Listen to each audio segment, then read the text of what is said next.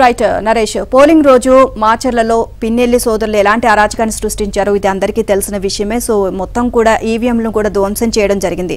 So ఈ video ఇప్పుడు జరిగిన 9 రోజులకి ఇప్పుడు వీడియో బయటకు రావడం, వైరల్ అవ్వడం కూడా జరిగింది. సో అన్ని పార్టీలకు సంబంధించిన వాళ్ళు చాలా మంది కూడా ఈసీకి అలాగే పోలీసులకు కూడా ఫిర్యాదు చేస్తున్నారు. సో ఆయన అదుపులోకి తీసుకోవాలని. సో ఇప్పుడు దీనికి సంబంధించి పోలీసులు కూడా దీనిపైన సీరియస్ యాక్షన్ తీసుకుంటున్నారు.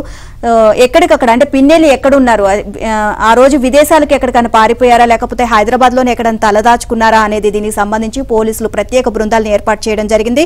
సో ఎక్కడ ఉన్నారు అని చెప్పేసి ఆయనకి సంబంధించి గాలింపు చర్యలు అయితే చేపడుతున్నారు. చూద్దాం. పోలింగ్ రోజు ఆ తర్వాత మాచర్లలో అరాచకం సృష్టించిన వైసీపీ అభ్యర్థి ఎమ్మెల్యే పిన్నెల్లి రామకృష్ణారెడ్డి పరారీలో ఉన్నారు. విదేశాలకు పారిపోయారా లేక దేశంలో ఎక్కడైనా అజ్ఞాతంలో ఉన్నారా అనేది తెలియడం లేదు. నేను ఎక్కడికి పారిపోలేదు, పోలీసుల సూచన మేరకే హైదరాబాద్ వచ్చాను అని శుద్ధపూస కబుర్లు చెప్పిన ఆయన కోసం పోలీసు ప్రత్యేక బృందాలు వేట సాగిస్తున్నాయి. పోలింగ్ రోజు ఈవీఎం ధ్వంసం చేసిన దృశ్యాలు బయటపడడంతో ఆ కేసులో పిన్నెల్లిని పోలీసులు A1 గా చేర్చారు. నిందితుల్ని ఎందుకు అరెస్ట్ చేయలేదంటూ కేంద్ర ఎన్నికల సంఘం కూడా నిలదీసింది. డీజీపీకి గట్టి ఆదేశాలు జారీ చేసింది. దీంతో పిన్నెల్లి సోదరుల్ని పట్టుకునేందుకు 4 పోలీస్ బృందాలను ఏర్పాటు చేశారు. ఈ బృందాలు హైదరాబాద్, దాని చుట్టుపక్కల తెలంగాణ జిల్లాల్లో విస్తృతంగా గాలిస్తున్నాయి. పిన్నెల్లి సోదరులు విదేశాలకు పారిపోవాలని చూస్తున్నారని అనుమానించిన పోలీసులు అన్ని ఎయిర్పోర్ట్లను అప్రమత్తం చేశారు. మరోవైపు పిన్నెల్లి విదేశాలకు పరారైనట్లు కూడా వార్తలు హల్చల్ చేశాయి.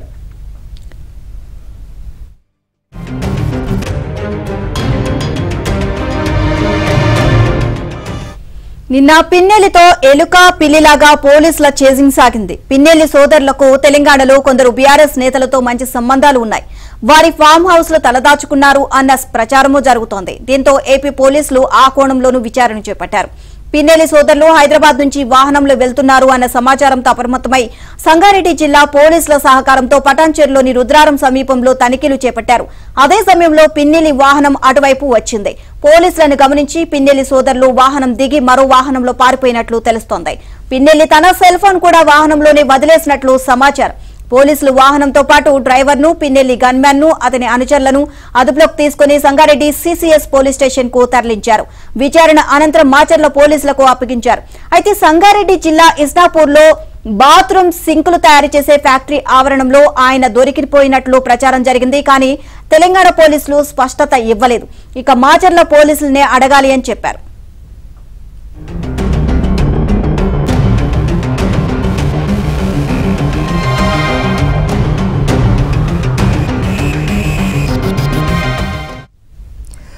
బాపట్ల జిల్లా పర్చూరుకి చెందిన ఓ వ్యాపారికి మహబూబ్నగర్ జిల్లా భూత్పూర్, జడ్చెర్ల పరిసరాల్లో పత్తి విత్తనాల మిల్లు ఉండేది. ఏడాది క్రితమే దాన్ని మూసేశారు. సదరు వ్యాపారి 2019 ఎన్నికల్లో పర్చూరు నుంచి వైసీపీ తరపున పోటీ చేయాలనుకున్నారు. కానీ టికెట్ దక్కలేదు. మాచర్ల నుంచి పరారు కాగానే పిన్నెల్లి సోదరులు తొలుత ఆ వ్యాపారి వద్దకు చేరుకున్నట్లు తెలుస్తోంది. ఈ నేపథ్యంలో భూత్పూర్, జడ్చెర్ల పరిసర ప్రాంతాల్లో పోలీసులు తనిఖీలు నిర్వహించారు. అయితే అప్పటికే పిన్నెల్లి సోదరులు పారిపోయారు. పిన్నెల్లికి ఆశ్రయం ఇచ్చిన వారిని అదుపులోకి తీసుకుని ప్రశ్నిస్తున్నట్లు తెలుస్తోంది.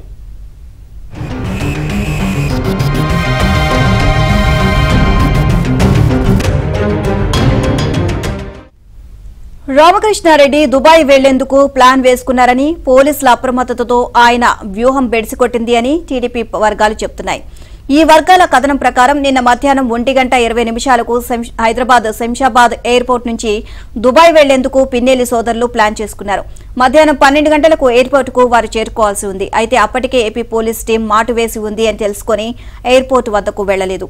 ఇప్పుడు అరెస్ట్ అయితే చాలా కాలం బయటకు రాలేము అని విదేశాలకు పారిపోయే ఆలోచనలో వారు ఉన్నట్లు తెలుస్తోంది. పోలీసులు పిన్నెల్లిపై లుకౌట్ నోటీసులు జారీ చేశారు. అన్ని విమానాశ్రయాలను అప్రమత్తం చేశారు. విదేశాలకు పరారయ్యేందుకు పిన్నెల్లి సోదరులు ఒక ప్రముఖ టీవీ ఛానల్ కు చెందిన వ్యక్తుల సహకారం తీసుకున్నట్లు సమాచారం.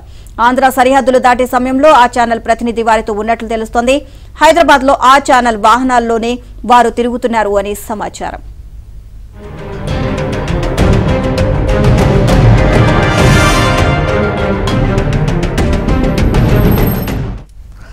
మాచర్ల వైసీపీ ఎమ్మెల్యే పిన్నెల్లి రామకృష్ణారెడ్డి సోదరుల నుంచి తనకు ప్రాణహాని ఉందని బాధితుడు టీడీపీ నేత నంబూరి శేషగిరిరావు ఆందోళన వ్యక్తం చేశారు. వైద్య నిమిత్తం గుంటూరు వచ్చిన శేషగిరిరావు నిన్న ఉదయం మాచర్ల టీడీపీ ఎమ్మెల్యే అభ్యర్థి జూలకంటి బ్రహ్మారెడ్డి నివాసంలో విలేకరుల సమావేశంలో మాట్లాడారు. పాల్వాయి గేట్ వద్ద ఉన్న పోలింగ్ కేంద్రంలో టీడీపీ ఏజెంట్గా కూర్చున్న శేషగిరిరావుపై ఎమ్మెల్యే పిన్నెల్లి సమక్షంలో అమానుష దాడి జరిగింది. దీనిపై ఆయన మీడియా వద్ద స్పందించారు. పోలింగ్ కేంద్రంలోకి స్వయంగా ఎమ్మెల్యేనే వచ్చి ఈవీఎంని 2 సార్లు ఎత్తిపడేశారు. ఏంటి సార్ అలా పడేస్తున్నారని అడిగితే జాగ్రత్త అంటూ బెదిరించారని అన్నారు. పీఓలు గది తలుపులు వేసి తనను బయటికి పంపించారని తెలిపారు. తాను ఇంటికి వెళుతూ ఉంటే కారులో వచ్చి కర్రలతో దాడి చేశారని, తల, చెయ్యి, కాళ్ల మీద, తొడల మీద కొట్టారని అన్నాడు.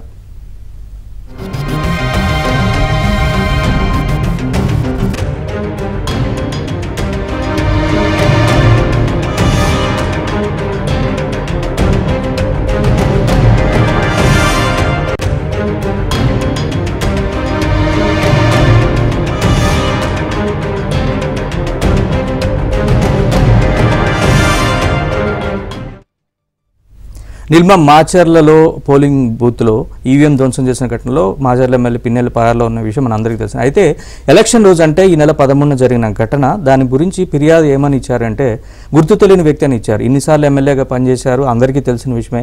ఎందుకు అలా ఇచ్చారనేది ఇప్పుడు ప్రస్తుతం చర్చనీయాంశమైంది. పిన్నెల్లికి భయపడి ఇచ్చారా, లేకపోతే ఎందుకు ఆయన అనుయాయులుగా ఉంటూ ఇచ్చారా? నిజంగా ప్రిసైడింగ్ అధికారి కూడా వాళ్ళు కూడా అలాగే ఇచ్చారు, ఇన్నిసార్లు ఎమ్మెల్యేగా పనిచేసిన వ్యక్తి. సో ఎందుకని ఇంత ఆలస్యంగా వెలుగులోకి వచ్చింది ఘటన అనేది ఇప్పుడు చర్చనీయాంశమైంది.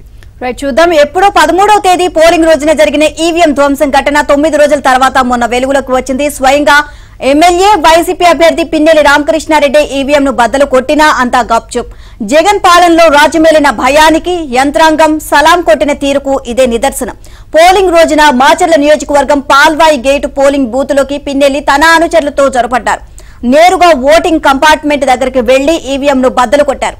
వివిప్యాట్ మిషన్ ను విసిరుగొట్టారు. దీనిపై సంబంధిత బూత్ ప్రిసైడింగ్ ఆఫీసర్ అదే రోజున సెక్టోరల్ ఆఫీసర్ కు ఫిర్యాదు చేశారు. కానీ ఫిర్యాదులో పిన్నెల్లి పేరు ప్రస్తావించలేదు. గుర్తు తెలియని వ్యక్తులు అని రాశారు. సెక్టోరల్ ఆఫీసర్ కూడా పోలీసులకు అదే విధంగా ఫిర్యాదు చేశారు. చివరికి వీఆర్ఓ కూడా గుర్తు తెలియని వాంగ్మూలమే అని ఇచ్చారు. పోలీసులు గుర్తు తెలియని వ్యక్తులపైనే కేసు నమోదు చేశారు. 15వ తేదీన ఇదే కేసులో మరికొన్ని సెక్షన్లు జత చేశారు. ఎమ్మెల్యే పేరు మాత్రం చేర్చలేదు. అసలు విషయం ఏమిటంటే పిన్నెల్లి 20 ఏళ్లుగా మాచర్ల ఎమ్మెల్యేగా ఉన్నారు. ఆయన బూత్ లోకి రాగానే పోలింగ్ సిబ్బంది లేచి నిలబడి దండాలు పెట్టారు. అయినా సరే గుర్తు తెలియని వ్యక్తులు అని ప్రిసైడింగ్ ఆఫీసర్ తన ఫిర్యాదులో పేర్కొన్నారు.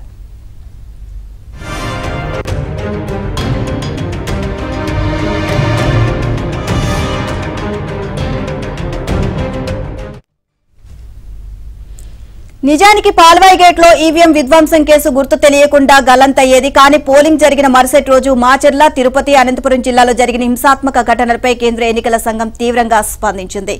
ఇక మొత్తం ఘటనలపై సిట్ విచారణకు ఆదేశించింది. ఓవరాల్ గా దీనికి సంబంధించి మరింత సమాచారాన్ని మా కరెస్పాండెంట్ ప్రసాద్ అడిగి తెలుసుకుందాం. ప్రసాద్, పిన్నెల్లి సోదరులు పరారీలో ఉన్నారు అని చెప్తున్నారు. సో దీనికి సంబంధించి పోలీస్ బృందాలు అయితే ప్రత్యేకంగా ఏర్పాటు చేశారు. గాలింపు అయితే చర్యలు చేపడుతున్నారు. అండ్ అంతేకాకుండా ఎప్పుడో 13వ తారీఖున జరిగింది, 9 రోజులకు బయటపడింది ఆ వీడియో. అండ్ దీనికి సంబంధించి కూడా ఎక్కడా కూడా మొత్తం కేసుల్లో కూడా పిన్నెల్లి సోదరులు అని చెప్పేసి ఎక్కడ మెన్షన్ చేయలేదు. సో గుర్తు తెలియని వ్యక్తులు అని మెన్షన్ చేశారు. ఓవరాల్ గా ఈ 2 అంశాలకు సంబంధించి అప్డేట్స్ ఏంటి? ఇప్పుడు రాష్ట్ర వ్యాప్తంగా పిన్నెల్లి బ్రదర్స్ వ్యవహారంపై పెద్ద ఎత్తున చర్చ నడుస్తుంది. ఎమ్మెల్యేగా పనిచేస్తూ ప్రజలకు సేవ చేస్తున్నాం అంటూ కలరింగిస్తూ మరోవైపు అధికార అడ్డం పెట్టుకుని పోలీసు వ్యవస్థలో నిర్వీర్యం చేసేలా పిన్నెల్లి బ్రదర్స్ మాచర్ల ప్రాంతంలో అనేక అరాచకాలకు పాల్పడ్డారు. చివరికి ఎన్నికలకు సంబంధించి ఎన్నికల కోడ్ అమల్లో ఉన్న నేపథ్యంలో అధికారులందరూ పూర్తిగా ఎవరిపై ఆధారపడకుండా కేవలం పూర్తిగా తమ అధికారాలను ఉపయోగించుకొని చేతిగా పనిచేసే వెసులుబాటు ఉంటుంది. కానీ ఇక్కడ మాచర్లో మాత్రం పిన్నెల్లి బ్రదర్స్ అధికారులు కూడా పోలీసులు కూడా వంత పాడతాం. చివరికి పోలింగ్ రోజు బూత్ లోకి ప్రవేశించి ఈవీఎం ని ధ్వంసం చేసిన తీరు కూడా వీడియో పెద్ద ఎత్తున వైరల్ అయింది. ఇంత హింసాత్మక ఘటన జరిగినా అక్కడ అడ్డుపడిన టీడీపీ ఏజెంట్ పై దాడి చేసి గొడ్డలతో గాయపరిచినా కూడా ఎటువంటి కేసులు నమోదు చేయకపోవడం, కనీసం అక్కడ ఉన్న అధికారులు వెంటనే ఫిర్యాదు చేయడం కూడా మర్చిపోవడాన్ని ఏ విధంగా చూడాలని కూడా ప్రశ్నిస్తా ఉన్నారు. తాజాగా ఆ వీడియో బయటకు వచ్చిన తర్వాత వైసీపీ కొత్తగా వెళ్లారు. ప్రధానంగా ఎక్కడైనా కూడా ఆ ఘటన జరిగినప్పుడు ఘటన జరిగింది, దానిపై చర్యలు తీసుకోవాల్సి ఉండగా అసలు ఘటన జరిగిన వీడియో బయటికి ఎలా వచ్చిందంటూ ప్రశ్నిస్తున్న తీరుపై కూడా అందరినీ విస్మయానికి గురి చేస్తుంది. అంటే తప్పు ఆ పగలవడటం తప్పు కాదు, వీడియో బయటికి రావడం తప్పు అనే విధంగా వైసీపీ చేస్తున్న వాదన చూసి ప్రజలు కూడా విస్తుపోతున్నారు. ఇక పిన్నెల్లి బ్రదర్స్ నుంచి నిన్న అతను పరారు కావడానికి కొంతమంది పోలీసులు కూడా సహకరించారనే ఆరోపణలు అయితే వెల్లువెత్తుతా ఉన్నాయి. ఇంకా మొన్నటి వరకు అందరికీ అందుబాటులో ఉన్న పిన్నెల్ని ఘటన జరిగింది 13వ తారీఖు, నిన్న 21వ తారీఖు, అంటే వారం రోజుల పాటు అతను అక్కడే ఉన్నప్పటికీ కూడా అందుబాటులో ఉన్నప్పుడు కూడా పోలీసులు కేసు నమోదు చేసి చేతులు తెలుపుతున్నారు తప్ప అతను అరెస్ట్ చేసే ప్రక్రియ మాత్రం చేపట్టలేదు. దీనిపై కేంద్ర ఎన్నికల సంఘం స్పందించి తీవ్రంగా చర్యలు తీసుకుంటామని ఆదేశాలు జారీ చేస్తే కానీ ఇక్కడ పోలీస్ శాఖ కావచ్చు లేకపోతే ఇతర అధికారులు కూడా స్పందించిన పరిస్థితి రాష్ట్రంలో నెలకొంది. ప్రస్తుతం నిన్న కూడా కొంతమంది సహకారంతోనే అతను ఈ రోజు పరారులో ఉన్నట్లు కూడా తెలుస్తా ఉంది. మొత్తమే పిన్నెల్లి వ్యవహారం మాత్రం ఎన్నికల పోలింగ్ సార్లకు కూడా విఘాతం కలిగించేలా ఉంది. దీనిపై ఇప్పటికే అతని 10 సెక్షన్ల కింద కేసులు నమోదు చేశారు. దాదాపు 7 ఏళ్లు శిక్ష పడే అవకాశం ఉందని కూడా చెప్తా ఉన్నారు. అయినప్పటికీ కూడా ఇంత ఘోరాలు చేసి ప్రజల మీద తిన్న ఒక మహిళనైతే చెప్పరాని విధంగా ఎమ్మెల్యే అయ్యి కూడా దూషించిన విధానం కూడా చూసి సభ్య సమాజం కూడా తలదించుకునే విధంగా ఆయన వ్యవహరించారు. ఇటువంటి వ్యక్తుల్ని ఎమ్మెల్యేగా ఎన్నుకోవడం, ఇటువంటి వ్యక్తులకి సిగ్గు లేకుండా వంత పారుతున్న అభిమానులు కావచ్చు, అనుయాయులు కావచ్చు, ఇప్పుడు తమ ఇళ్లలో కనుక మహిళలు తింటే ఇదే విధంగా స్పందిస్తారని కూడా సోషల్ మీడియాలో అయితే పెద్ద ఎత్తున ట్రోల్స్ కూడా జరుగుతున్న తీరు మనం చూస్తున్నాం. మొత్తం మీద పిన్నెల్లి వ్యవహారంపై సంబంధించి ఎప్పుడు కూడా వైసీపీ నాయకులు కేవలం అతను రక్షించే విధంగాను అతను వెనకకొచ్చే విధంగా మాట్లాడుతున్న తీరుపై మాత్రం అందరూ ఆక్షేపణ వ్యక్తం చేస్తా ఉన్నారు. దీనిపై ఇప్పుడు కూడా పోలీసులు ముఖ్యంగా డీజీపీ నిన్న ఇచ్చిన నివేదికలో కూడా అతను పరాయిలో ఉన్నాడని మాత్రమే ఇచ్చారు. అయితే ఇప్పుడు కూడా అతను అరెస్ట్ చేయలేదని మాత్రం అర్థమవుతుంది. దీనికి సంబంధించి పోలీస్ శాఖ మాత్రం అన్ని వైపులా కూడా అతన్ని అరెస్ట్ చేసేందుకు బృందాలు అయితే ఏర్పాటు చేసినట్టు తెలుస్తోంది. ఈ రోజు రేపట్లో అరెస్ట్ చేస్తారని కూడా భావిస్తా ఉన్నారు. మొత్తం మీద ఎన్నికలకు సంబంధించి ఇటువంటి వ్యక్తులపై కఠిన చర్యలు తీసుకుంటే మరోసారి ఎన్నికల ప్రక్రియ అపహాస్యం కాకుండా ప్రజాస్వామ్యబద్ధంగా జరిగే అవకాశం ఉందని కూడా అందరూ అభిప్రాయపడుతున్నారు. ఆ విధంగా చర్యలు తీసుకోవాలని అయితే ప్రజలు బలంగా కోరుతున్నారు. Neelima. Right, thank you Prasad.